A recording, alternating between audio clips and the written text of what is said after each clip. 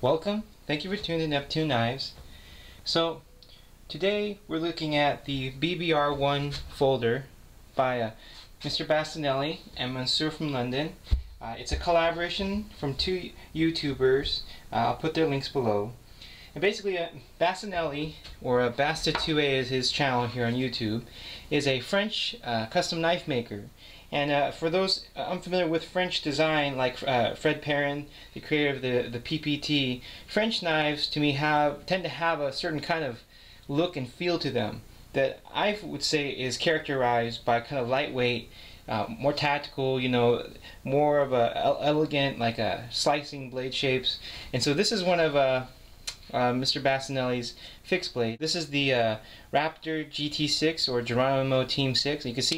You see, those are some of the tactical concepts in the knife. You see, one-handed, along with that. And then here's his blade with convex grinding right there, just on the edge. It's like a micro convex, somewhat. It's not full convex. You can see in his design, that shape, and then there's that blade shape. You can see, like, this is a really nice, it's a quiet, silent feature for securing the blade. Very tactical. If you look up, Google Strike Combat Systems France, institution that teaches Krav Maga, which is a fighting style that the Israeli Defense Force uses. The logo, if you go there, of the Strike Combat Systems is a Grim Reaper with a little hoodie. And so I guess that kind of influenced Mr. Bastinelli, who now, like I said, this is his logo with a little, kind of say, I guess, these cuts. And basically, if you go check out his channel, it's a lot of fun. He shows a lot of testing of his own knives, which is the next thing, which is really great about this BBR1, is that Mr. Bastinelli himself has a video hard testing this knife, where he takes it to various things, such as he has it stabbing through the hood of a car, cutting open a car door, breaking glass, basically, extreme use of the knife. And so I won't really have to test it. The only thing I'll have to do is just probably update on how it wears, how the knife withstands constant use over time. With each knife, you get a certificate of authenticity right here. Each one is numbered. Okay, it's a limited production of 75 knives, and each one of the first 14, they are specially numbered and have different combinations of G10 and perhaps coating, and for example, there's an all blacked out version in PVD coat, and then there's this one, where digital cam, different options you have, and they come with the numbers right here. So that was a certificate to mine. This is number 4. Let's see. Also included with each pouch is a tool to take apart the pivot, the typical Lionsteels tool. If you can see these little prongs. But it's not necessary, because this actually can take a hex tool. It's just so that's actually fine. Also included is this pouch and one of the stickers. A lot of people may think that my favorite knife is this Terzula, Strider. And the thing is, it's weird because I do like it, but at the same time, I'm not like a fan like I should be. Strider is very nice and supportive to me, but I feel like the fact that it is limited, just like this, that kind of limits my feelings towards it, because I can't really use it, because I know that this is more of a collector's piece, and so it kind of borders between being something functional, which both are, but at the same time limited in use, because I can't just easily go replace it. But I can say that as a knife, this BBR1 is still fully functional, and I kind of classify it then as like outdoor tactical, because I say outdoor because of all the grip positions, which let me show right now. So, like example, here's this on, and then you have here too. Then you have here. You can do this if you had to do some kind of smaller carving kind of task, cutting tasks. You can see there's a little groove right here. And this is more for when, I guess, tactical maneuvers, where when you're behind someone, you go in and you hook their arm to I guess you could say, I don't want to go too depth into this, but you cut their arm so they drop their weapon. And then also you could go in reverse grip. Okay, you can see the same ergonomics keep applying over and over. There's an arch right here that really grabs in your hand. There's a choil, and even back this way, it's the same thing. You can see this. So it's a very, how do you say, in that sense, it provides a lot of options in terms of how you can use it to cut what you need to cut. So that's why I say it's kind of outdoor. And the blade itself is full flat ground. It has no real belly. To me, this is kind of like in some ways, a Wharncliffe. I would say that it is a modified Wharncliffe. If this is this strider here is a modified Wharncliffe, they're very similar in terms of that. Except this one has the curve is a point, so it's easier to sharpen if you're only good at sharpening straight edges. But you can always ultimately round that edge off, which would be very easy to accidentally do even while sharpening. So in terms of tactical use, I say that because first, the blade is 3.7 inches, so it is a longer blade profile, so kind of like an Zan. So you do have more reach with that. You can hold it further back to get more reach, although it doesn't necessarily, it does, you can see my wrist down to here. It does extend, it does keep the point in line, you can see with my wrist. So if I wanted to reach towards something, that works, but at the same time, it is somewhat extended in that direction. But it does, because of that curve, you kind of, that curve back up, you kind of lose that. The only limit, what I would say, is the same thing that Mr. Dwyer would say, which is the three things about a knife that you can't really debate, that really just dictates performance, and that would be the steel, which is D2, the edge profile, the actual blade geometry, the edge geometry, and then the heat treat. Now the heat treat, I don't know. Lionsteel, it's a little difficult to figure out some of their specs. If someone knows, I would appreciate that information. I'll post it in this video. Being that it is full flat ground, it is only a 3mm blade. So even like if you have the Paramilitary 2 right here, and you have them side by side, the Paramilitary 2 starts thicker at the base, but the tip is about a little bit more, I don't know, I say just about the same, a little bit more stout, a little more thick. And being that this is D2, it does have, like, I think a little bit over, maybe just a little pound more of force. And being that D2 is also typically softer and more tending to roll, it's like the idea when they say, like, when you heat treat it, heating it up makes the molecules, the net structure of the steel, expand and basically become loose and allow more bend. And when you quench it, or you bring it back down and cool it, just like anything when it's cold, it shrinks and it makes it more harder or brittle. So D2, being that it's a little more soft, is going to be less prone to any type of fracturing anyway. So it's like I said, it's a good choice overall. It comes dull. Okay, so that's the first thing. It isn't really sharp. I mean, this you can see it's not really but that is not Bastinelli's fault.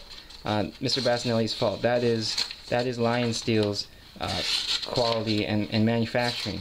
So that leads to the next thing. A lot of people do compare this to the DPX Hest.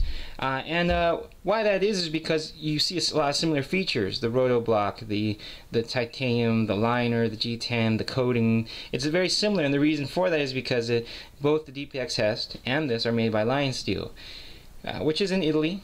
And I have the SR1, and one of my first concerns was when I saw the Lionsteel Hest. I saw pictures of it, and it just showed kind of poor quality control and poor. On my SR1, that little stainless steel lock bar insert they add, it wasn't machined perfectly into the groove that they made in the titanium, and so it just kind of gave me a bad representation of them. But I can say, of all the BBR1s I've held now, which now is 4, and I should be seeing 2 more, they all are really done well. If you can see, all the bevel work and everything is just very, very precise. It's very lots of detail. You can see they've done a very good job. There's no rough spots. There's no odd ends. There's no lack of effort or detail into any of the construction. Even you can see there's perhaps the aluminum, that little spacer stand-up has some texture to it. every aspect is very immaculate. I mean, I think Mr. Bastinelli and MonsieurFrom London should be proud of this. This is really nice. Features typical to the Lionsteels is this Roto Block, which is basically a secondary locking mechanism that keeps the lock bar from extending. Now, it is kind of like a revision of the lock bar stabilizer by hinder, but on my SR1 it doesn't serve as a hinder lock bar stop by preventing me from pushing the lock bar in when I grip it hard.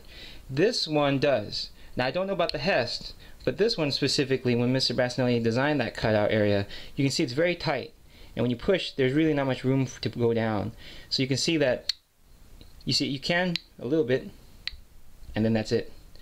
So you can grip it hard. If you're hitting things, whatever you're doing, it'll be fine. There is a safety choil, see,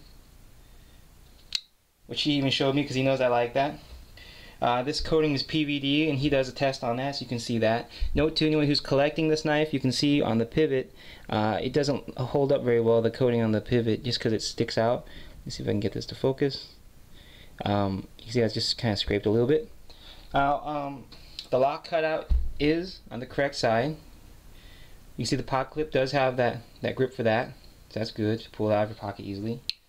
There is a glass break, which there's really no reason to remove. It does hurt. In terms of tactical use, he was showing like you could hold it like this and hit something, but the thing is when you get your hand that close to the glass, it's a little bit risky. I would think of that more as you hit the pommel when you're fighting. If I was to consider the one kind of flaw and at the same time pro of the knife.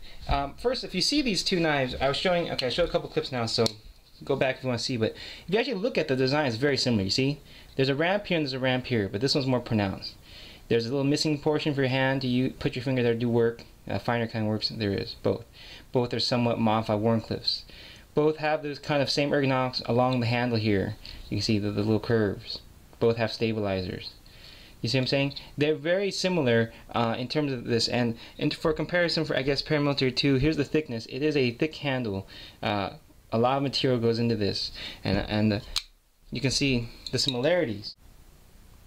The one, I guess you say, hot spot, the only real hot spot to the knife is the little ramp. When you grip the knife, if you're gripping it perhaps to, I guess just right around here, it pokes because this is a very sharp corner. These two corners here are not rounded whatsoever. And you could see, I thought to myself, why didn't he just round it off? But the thing is, when you're back here, it's fine, and you're up here, it's fine. Note this jimping is like extreme jimping. I mean, you'll scrape your fire striker big time. Heck, I don't even know, what he was thinking, but it's very, very, very deep jimping. It's basically squared off looking. But the benefit to the ramp is, if you think about it, if you were to pull this out of your pocket and to use it as a blunt self-defense tool, and strike with, and you go like this. First of all, I don't like that because then the sharp edges of the blade are against your fingers, and if guaranteed, if you push hard enough, it will cut into your skin. It'll human hands, skin is soft. Okay, it's not really that. What it is when you pull it out, you see your hand's always like this already. So if you hold it now and you hit with this area, that is very that is probably what it's for, because like I said, being that he's a combat instructor, the theme of his stuff, and it's obvious that he pays attention to design, and it's a very good design. The pivot uses Teflon washers, and when I take it apart for a quick second, I will show there's one flaw in that area, but the washers are thick, and Teflon, Mr. Warren Thomas uses it, Hinder uses it, a lot of people do. The Japanese Spire codes with the VG10, so is it good? It makes for more smooth action, and Teflon doesn't require a lubrication necessary to work. You can see here, you see? Okay. There is a gap that allows for your finger to scoop underneath and then flick it open like this, Okay? So, that is good. So it's completely ambidextrous. Now, detent is strong. Very, very strong. In order to flick it out, you really have to give it a hard shake. And I don't, it's a consideration. I mean, you could do it, but I mean, it's just very strong. It's strong in the beginning, it does start to smooth out a little bit, but overall, definitely one of the most strongest detents. Now, grease, when you put blue lube or any kind of lube in there, you can see what happens is it starts to creep onto that area where the lock bar meets. This is why I was showing that earlier. And that can cause the lock bar to stick in the beginning. And it does, so far all of them do tend to stick a little bit. They start to go in there and stick. So far, even though they're sticking and grinding each time they lock, like right now it's stuck, it doesn't seem to be wearing in further. All of the lockups look like this and don't seem to travel further because there is a very sharp angle, if you can see right there on that blade tang, that kind of stops it from moving further in. This also is a good hole for either the wave feature, and you can, if you really try, you can wave the knife even without adding zip ties if you just push hard enough down on that area. Also, the lanyard hole is very large, comparable to paramilitary 2 size. See? Very good. It's nice to have that hole there because then you can put the lanyard through and wrap around your wrist so that if it drops in your hand, it doesn't fling back down and, you know, swing around and stuff. So that's good. You know, you can secure it around your palm from that side to this side. Now, as for that blade shape, again, I was saying that even though there's no belly, you can curve that to give it sort of a belly for more of that type of those kind of cutting tasks if you do like that. Typically, it seems like tactical knives always aim for that Tonto shape. I think this is more just his trademark shape. This is his logo right here, the little 4 cut marks. And you can also see on the back side is his, I think perhaps their collaboration logo, or Mr. MonsieurFrom London. I don't know, don't quote me on that. As you do use it, the pivot is a male and female, and it does tend to, as it loosens, drift towards the G10 side. The blade will start to move over there, but if you once tighten, so far the tolerances have been very well, and they always become centered again. Along with those Teflon washers, it provides a lot of room for leeway. The construction, aluminum backspacer, I did this when I took it apart earlier, but I have to keep videos quicker now because of the higher resolution. This is a stainless steel liner in there that's skeletonized, you can see. I know that's stainless steel because I took a magnet to it. The rest of these standoffs and this, actually possibly this pivot screw is aluminum because they're not as magnetic. This is a solid stainless steel stop pin that goes through the titanium press fitted also into the G10. All these females are not, they're all shouldered, going from the titanium into even the G10 side, past the liner. But they're not notched, but they don't rotate because they're extremely press fitted in place. So that's not a concern. You have this coated blade, you know, that would help with rust issues, and even though it is, you know, D2, it's still somewhat stainless. You know, it has the coating on the screws. It's very much fits that role of giving you this feeling of, man, you can survive outdoors no problem, and even, you know, have to perhaps fight with it if you had to in that setting.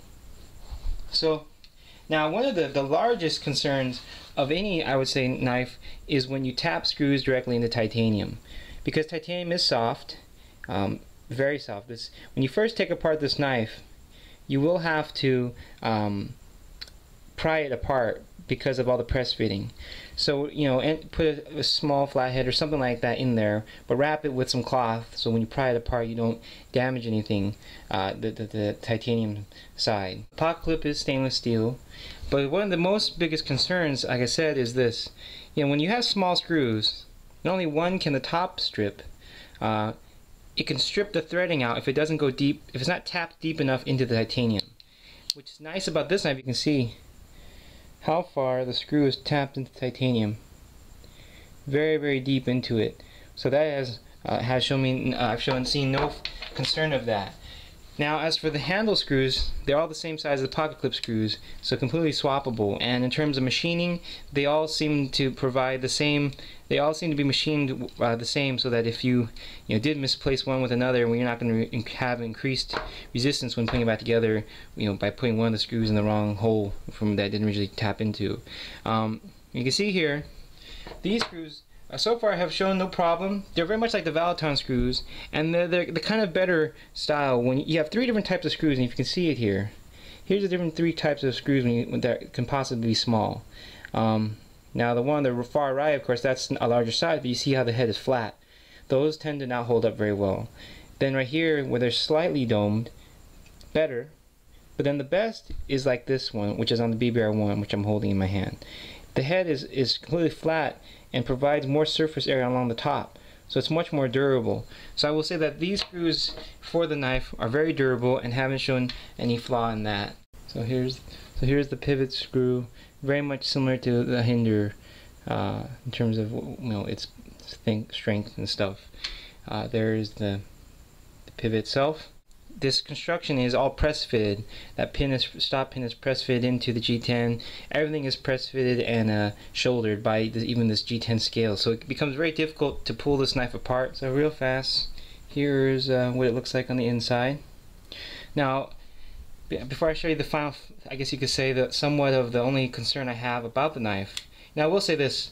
What turned me on to this knife was one viewing at Peace, his review of it, and I was like, oh, that's very interesting. But what happened was, it's hard to find folders with a Roto Block, a lock bar stabilizer. And so these Lionsteels knives do offer that feature, and normally at a more affordable price. Now I realize with this folder it is more expensive, and then that is because according to Mr. Bastinelli and according to Bastinelli, and MonsieurFrom London, is that it was a limited run, so of course the cost will be higher. But I feel that you're getting a lot of features out of the knife, and I think that's what really justifies its cost. Like I said, at this price point, for what I had to pay, even I still feel it's more of a collector's piece. But what then someone has to pay from someone like me, I understand that's even more. And like I said, the only real flaw to the knife would be the steel and the edge geometry and the heat treat. Beyond that, the knife will function very well as both a tactical folder and outdoor folder, that I feel personally. You just have to get past the feeling that I have with my Strider, which is, great knife maker, great, knife. Can you use it though? Can you stand using it based on the fact that it is more limited? So you can see there's even a Teflon washer in the Roto Block. And the Roto Block is simple. You can see there's that little, the Roto Block is simple. You can see that little prong sticking out. And when you turn it, see, it goes behind this lock bar. And so this is right here. Here's that spacer. Lionsteel, made in Italy. And so last but not least, my only real concern is this washer on the lock bar side. If you can see, now this is a common flaw that maybe perhaps they were unaware of, and that'll be my final note. Many knife makers, the Dragonfly has this, so Spyderco has been known to make this mistake. And also this knife. You see on the bottom how it doesn't look round? And that's because I guess it's a common mistake that the back of the blade tang, where the washer covered, you can see the area where the washer has been contacting. It has, the washer goes past the back of the blade tang. See? And what happens is then the sharp corner down here scrapes into the washer and can tear it around the outer edge. I've seen it on the Dragonfly, and it's on this knife too. Now on the Dragonfly, it's a phosphor bronze washer which starts to peel. This Teflon washer, like I said, Teflon is more kind of spongy. This is definitely a much thicker washer too than, of course, the Dragonfly. So it doesn't seem to be as much of a concern. So long as you don't over tighten the pivot, there won't be too much tension on this washer, and you should be fine. But that's my only concern. This has some PVD coating, which is nice to help it keep from rusting, the stainless steel liner. And also this stop pin, you can see it can be turned in place. And lastly, when reassembling, because it is press fitted, make sure you have it all. You see how there's some gaps there? Make sure you have it pressed together as much as you can before taking these small screws and screwing them into the handle, so that you don't have just a small portion of the screw going into the female tube and pressure pushing the screw out, so that it might possibly pull the threading out of the female. Some makers, like I said, they're hesitant for me to take their knife and possibly look at it and perhaps pick out its flaws. But some knife makers are positive and all for it, and they appreciate the input and want me to test it to perhaps look at some things. Mr. Bastinelli, MonsieurFrom London, they said that if they plan on making more folders, and and they said if I want to test any of them and can look at them, the design, of course that'd be cool. So I would say that that's what kind of makes me like this more than the Hest, is that even though here I am, you know, you have to understand. So I am telling you the knife is cool, but it's a knife that you can't really get, and that's just kind of how it is. I guess the good stuff's always hard to find. If you can, you know, if you got an Apple computer, there's a little translating program. Type a message up and email PM Mr. Bastinelli telling him please produce this knife. You know, if he could make a production version run of it, that'd be really great. Maybe even just a smaller run. I told him I'd be all for it and I'd pitch in. So if you guys do like the folder, you know, let him know. Until next time, thank you. Merci, Mr. Bastion. So here's the BBR1 by Bastinelli and MonsieurFrom London. Limited production, 75 run with the first 14 numbered and having certificates and different combinations of handle coating and G10.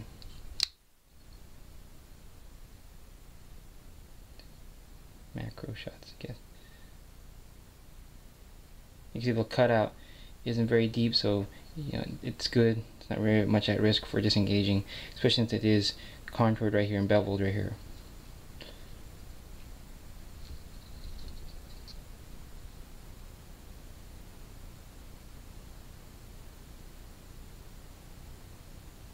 Okay. Thank you. The other smile. That's fine. With your teeth.